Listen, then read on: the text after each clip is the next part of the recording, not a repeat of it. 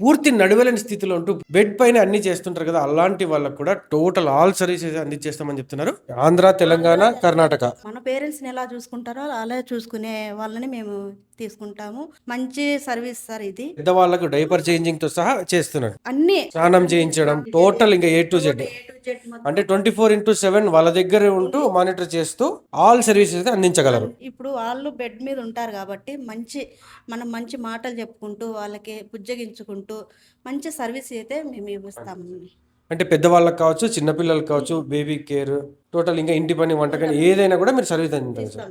ఈ సర్వీసెస్ ఎక్కడెక్కడ అవైలబుల్లో ఉంటుంది? ఎక్కడికైనా పంపిస్తాము. ఓకే. ఆంధ్ర, తెలంగాణ, కర్ణాటక. అంటే బెంగళూరు కావచ్చు, బళ్ళారి, హోస్పేట్ ఇటు సైడ్ కూడా. ఎక్కడున్నా కానీ మేము పంపిస్తాము. ఓకే. అన్నిటికన్నా ఇంపార్టెంట్ డౌట్ ఏమంటే ఆల్మోస్ట్ ఈ సర్వీసెస్ తీసుకునే వాళ్ళు పెద్ద పెద్ద ఇంటోళ్ళే ఉంటారు. సో మీరు ఒక మనిషిని పంపిస్తారు, అక్కడ ఏదైనా జరగరాంది జరగడం, డబ్బుకు ఆశపడి ఏదైనా దొంగతనం లాంటిది జరిగితే దానికి ఎవరు బాధ్యత? మేమే రెస్పాన్సిబిలిటీ ఉంటాం అన్నమాట. అంటే మీరు వాళ్ళని క్రాస్ చెక్ చేసి జెన్యున్ పర్సన్ అయితేనే వాళ్ళని మీరు పంపిస్తారు. సార్ మేము వాళ్ళని కూడా ఎవిడెన్స్తో సహా తీసుకుంటాము. ఆఫీస్లో మేము వాళ్ళని చూస్తాము. వీళ్ళ కడివికలు ఎలా ఉన్నాయి, మంచి చేస్తారా లేదా, వీళ్ళ కోపం ఉందా, లేకపోతే ఇంకొకలాగా వాళ్ళ ఇంట్లో సమస్యలు తీసుకొచ్చి మనం పేషెంట్ దగ్గర ఉండే అవన్నీ మేము చూసుకొని వాళ్ళని ఓకే వీళ్ళు ఈ పనికైతే మాకు సెట్ అవుతారంటేనే మేము వాళ్ళని తీసుకుంటాము.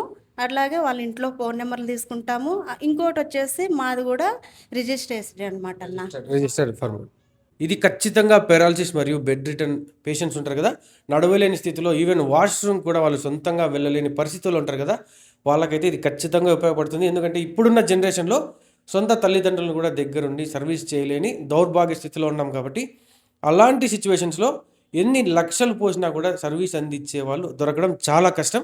అలాంటి పరిస్థితిలో ఒక జెన్యున్గా సర్వీస్ అందిస్తామని చెప్పేసి అక్క వాళ్ళైతే ముందుకు వస్తున్నారు. అది కూడా ఒక రిజిస్టర్డ్ ఫర్మే అని చెప్పేసి చెప్తున్నారు.